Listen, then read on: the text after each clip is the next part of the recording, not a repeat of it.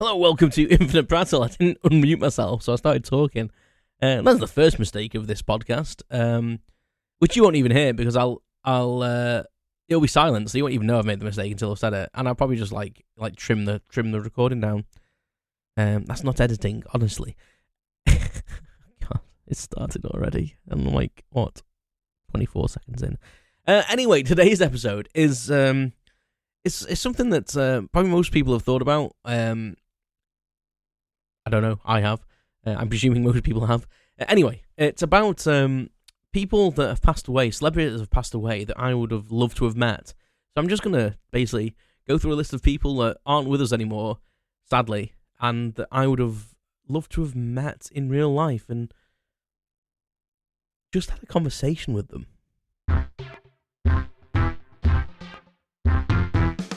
You're listening to Infinite Prattle with your host, Stephen. Thanks for joining me for unscripted, unedited, everything. Thank you very much for joining me today. How the hell are you? I hope you're well, and life is going well for you at the moment. I know the world's been in turmoil in places, so I hope you're alright. Don't let it drag you down too much. Just keep fighting the good fight, and I'm sure we'll all get there as a species in the end. That's some overwhelmingly poor but optimistic advice. Anyway, today on I nearly said Steven Speak again then. Did I say that last episode? I don't know. Infinite Prattle. Steven Speak was what it was called. I hope everyone's got used to that now. If you are a regular listener, I'm sure you know we were called Steven Speak. If you're new and you get confused about why the earlier episodes are called Steven Speak, it's because that's what this podcast used to be called. And I changed it, rightly or wrongly, but I felt this fitted more in keeping with my prattly brain, and took my name out of it, basically. Not that I was asked about that. That's now my production company, so... anyway, I digress. As usual. This is basically the standard of podcast you're going to get today. What was I going to talk about? Oh yes, dead people that I would like to meet. Not as zombies or anything like that. That would be in poor taste. Probably that comment was probably in poor taste, if I'm honest with you. But yeah, I just wanted to. I've thought about many times, like you know, people die too young, or people just pass away, and we will never meet some of the people we hold in esteem. Like you know, there's some people out there that, like celebrity-wise, I maybe not want to meet because they're celebrities. It's just I find them interesting. Or there's people that have passed away that have been influential to me in my growing up, formed my kind of idea on life, and helped form my sense of humour or my musical tastes, or just opened up my mind to things, and just entertained me in general, potentially. And I just think that just wanted to talk about that, really, and to see what you guys think as well. Like, let me know in the comments if there's anyone like in the world that's that's been in your world that was like famous that you would have loved to have met or have met, and would have liked to have that opportunity to have a sit down and have like a 1-to-1, either over a meal or a drink or a game of cards or whatever your poison is. But yeah, I'm going to start off with one that I've mentioned I think previously. And that's Robin Williams. I think I mentioned this in like an episode about my style of humor. I think it was. I think it was an Extra Speak years ago, like a year ago maybe. And for them new listeners, Extra Speak was like an extra thing I did on the side in between episodes. That does not exist any longer. I could not cope with the schedule, and I didn't want to offend your ears and overwhelm you all. Once a week for about 20 minutes is enough, I feel. Yeah, so Robin Williams for me was like an all-rounder, and like I may have met him and thought he was an arsehole, but I very much doubt it. And I just felt that, he was misunderstood, and yeah, a lot of these great minds and great comedy actors and great performers that it's a massive show and a massive thing that they put on, and I can relate to that in some part because I think I do that, and if I'm out in public and stuff, I put this show on. But like behind closed doors, I'm quite I was gonna say lazy, but like I reserve my energy for like the times where I have to do them sort of things. And I think that Robin Williams was just such a massive energy. He was just a ball of energy. If you ever see him on like a talk show or anything, he's just like 1,000,000% all the time. And that must have took it out of him. And mental health, like no joke. And I just think that, it's a shame that, there was maybe no help for him. I just feel like that, he'd have been such good company. And I would just love to have had a real conversation with him and just chat about everyday things and get his view on life and just, what made him laugh. He just thinking about it makes me feel happy. Like that, and that's such a lovely gift that he's left the world. Like that impression he had on me is just so nice. And I swear I met him once. I think I mentioned this on the previous episode, but I swear I met him once. When I was working on the train station in Crewe, there was a guy sat in the cafe, and I was helping a customer. That was my job for the day, just helping people in wheelchairs, etc., with assistances on and off trains. And I'd gone into the cafe to just sit this lady down, told us to wait there until the train was there, and I'd come back for her. And I saw that, like, out of the corner of the eye, this guy caught my eye, and he, we kind of like made eye contact for a second. And he kind of smiled at me, and I smiled back. And it wasn't like I quickly turned away.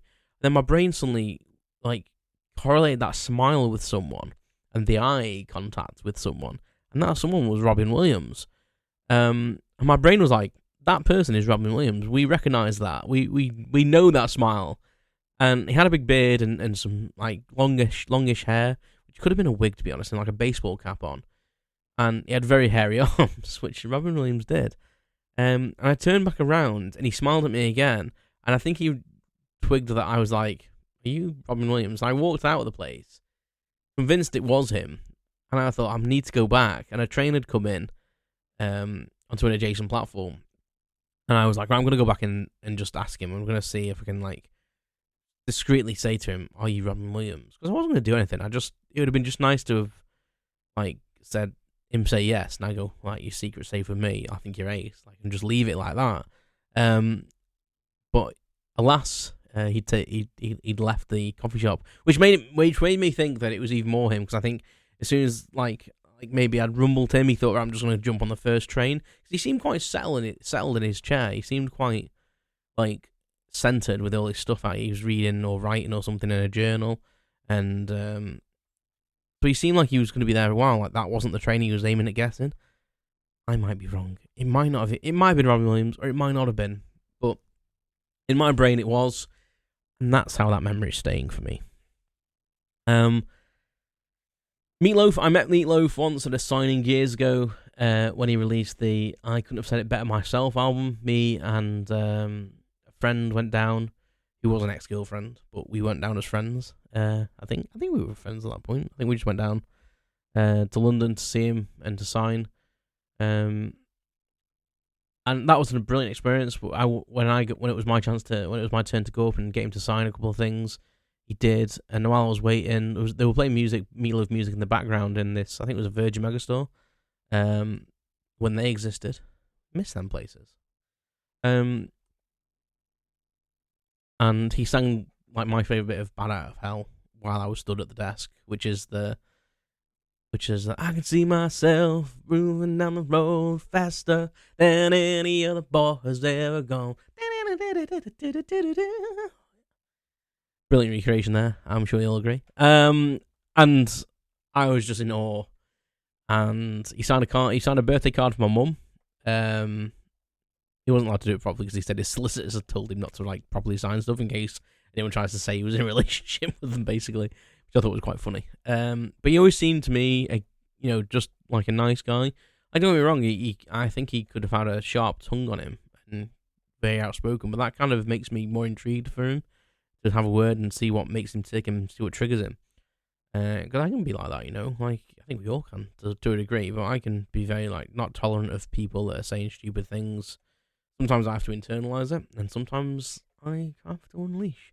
But yeah, Meatloaf, we lost him, like, was it 2 years ago now? And incredible person, incredible artist, and the world is darker for these people not being with us anymore. I feel like anyone that passes away as a connection to someone, even if it's like a family member, uh, all these people like leave a little hole in our lives. But I think it's strange when it's a celebrity because it's someone you've never met, but you also kind of feel like you know them through this kind of like ethereal like connection through the entertainment industry. Like you see them on stage or you see them on screen and seeing them being interviewed and maybe reading the autobiographies that they write, and you kind of almost feel like you do know them, you relate to them, and you kind of put them on a pedestal to a degree. Yeah, it's Meatloaf. Yeah, it was a sad day when I found out he'd passed away. We'll still stay on the old musical theme. Like pretty much most of mine are like musicians, to be honest. Prince. As I record this, I think it's 8 years since Prince passed away, which is again insane. He's been gone 8 years. I think Prince is as a divisive musical artist. I think people either love him or hate him, and I think people that hate him have probably never known too much about him or listened to his music properly. And I'm not saying people are wrong for disliking him, because it's like your prerogative to like what you're into and know what you're into and such things. But Prince, for me, I'm biased because I really, really adore Prince. I never did. I used to hate him, to be honest. Maybe that's why I hold that opinion. I'll say hate him. I didn't really hate him. I just didn't really understand him. Like, not that I understand him now. I think I didn't really appreciate his music and didn't really appreciate the scale of his talents. Yeah. But what an artist, what a creator, what a mind. What a guy, what a performer. And yeah, it was a dark day for the music industry when we lost Prince. And I do think that he's probably one of the most underrated. I'm gonna sound like a weird, like oxymoron, paradoxical statement I'm gonna make. If that's even the right way to say it. But he was probably one of the most famous but underappreciated artists. I think people are like, oh yeah, Prince, and they kind of put him on a pedestal because he was Prince. But how much do you know about Prince? Like, did you know how many songs he'd written? He was just an absolute force of creativity. Yeah, and I really, really, really dig his music. Michael Jackson, same thing. Same thing. What a guy! And I'm gonna go into like the whole courtroom battle stuff about Michael Jackson. I was always on. The only thing I'll say is I was always on the impression that he never did anything.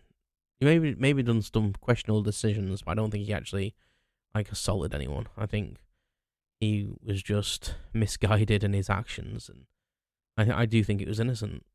But as a person, I think he was messed up.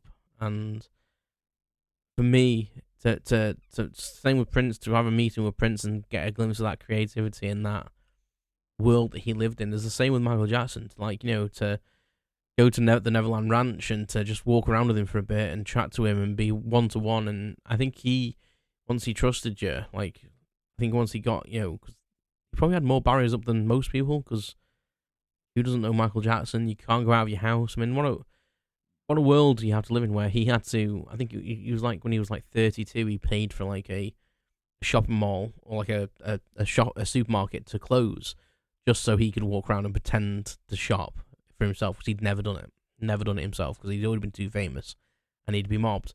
So, and he had family members walking around to pretend to be other shoppers and ignore him so he could feel normal, which isn't a normal situation. That's not how it works. That's not even normal. You know that you've paid for that to be shot. You know that these people aren't normal shoppers. That's not what the guy had to do, and I think he's one of the most intriguing characters in history. That's a big statement. That's a big statement for all the people in history. You've got Isaac Newton and stuff like that, which, by the way, yes, we would like to go back and meet him. you know, he grew up just in the limelight. He was a product of press and exposure and being the consummate entertainer constantly. And I don't know how he did it. I really don't know how he did it. So I would have loved to. I mean, not Michael Jackson. I remember being on a course once, very start of my railway career, and part of the course it was kind of like a self-help course, actually, quite probably forward-looking for the company at the time that I was with, and basically it was about basically like how to relax yourself and how to calm yourself and imagining like a space in your head and blah blah blah blah. I wasn't really into it. I think it was because I was young and didn't really have any problems, to be honest. Like, well, I had problems, but it was when I'm actually going to go out, when I'm actually going to see my friends. Like, I hope my girlfriend still likes me. Like, that was my problems. Like, hope I get another girlfriend if she dumps me. You know, that was the pinnacle of my worries. And even though I worked in a job where I used to get like abused off customers and stuff, it never really bothered me because I knew that I was all right. I knew that I was doing my best. But in that course, I forgot what I was saying then. But in that course, we had to basically list. We had to list 3 things. I can't remember. It was like list something you're very proud of or something you've done. List something you don't think anyone would believe that you've done, and list a person that you would love to have a sit down one-to-one meal with. And spend the evening with, basically, and talk to one-to-one, no one else there. And I said Michael Jackson, and the whole room, of 15 to 20 adults, bearing in mind I'm 18 at this point, just laughed at me, and laughed like, why would you want to sit down and talk to Michael Jackson? I was like, because he's Michael Jackson. And he wasn't dead at the time, it wasn't like someone from the past. I said Elvis or Michael Jackson, actually. I said it would be a toss-up between the two, and Elvis is on this list as well. And, they could understand Elvis for some reason. Obviously, he was dead. He is dead, if you believe, unless you're like the conspiracy theorists. But they laughed their heads off at the Michael Jackson one. And I was really angry, and I kind of got sharp with them, and I was like, why the hell are you laughing at me? And the whole room kind of went silent, and I was like, I think it's pathetic. And I literally was like, that is pathetic of you all to laugh at the fact that I would like to have a meal with Michael Jackson. This is the thing I've been asked to say, and I've come out and said an honest answer, and why you all being knobheads about it, basically. And then it just moved on. It was kind of swept under the carpet, and I was really annoyed. And it annoys me now, actually, thinking about it. Because Michael Jackson, one of the most famous people in history. Why wouldn't you want to have a meal with him to see what he was like, to see the real him? If you could even see the real him. Even if he knew what the real him was. And the last person on my list, as I said, is Elvis. Because, again, what a performer, what a guy. So famous. Did so many things in such a short space of time. Like films, his music, his tours, his stints in Las Vegas, his lifestyle. And I think I'd like him to make me a meal. I think I'd like him to make me a meal, so I could sample all the weird things he used to do. Was it deep fried? Was it deep fried banana burgers or something? I can't really remember. And peanut butter burgers or something. And Jesus, if you're gonna go out well, and eating like that will probably do it to you. Yeah, sitting down with Elvis and talking to him about his rise to fame, and at least he kind of maybe started off life with kind of normality of childhood. But Michael Jackson was 6, 7 years old when he started really going into the limelight and doing shows and stuff. That's insane. What was I doing at 6? Just playing with toys. I was just playing. I wasn't even learning a musical instrument at the time. And he's on stage in front of thousands of people singing. Blessing or the curse, I don't know, but yeah, Elvis Presley, one-to-one with a king. What would that be like? One-to-one with the king of pop, and Elvis the king. That would be pretty cool. Michael Jackson and Elvis together. That'd be a weird dinner party, wouldn't it? What would you who would you, not what, who would you want to bring back for a meal? Like a celebrity in the past that you haven't, that you'd like to have a chat with. Who would you choose? Oh, I missed one out. Rick Mail. Oh, how could I miss Rick out? Jeez. Rick Mail. Amazing. I'm going to be quick. What can I say about Rick Mail? Stars in one of my favourite films, Drop Dead Fred. Some of my favourite TV shows, Bottom, The Young Ones, and one of my favourite comedy bands, Bad News. Rick Mail, absolute legend, thoroughly nice guy, it seems, and would love to bring him back and have a meal with me and Aid Edmondson. I'd have to bring Aid into that one, just so Aid could see him again as well. Yeah. On that note, I'm going to leave it. Strangely made me choke up that, I don't know why. Anyway, who would you bring back, and who would you want a meal with? Let me know in the comments. Please like, share, subscribe, all that jazz. Thank you very much for listening. This has been Infinite Prattle, and I will speak to you soon.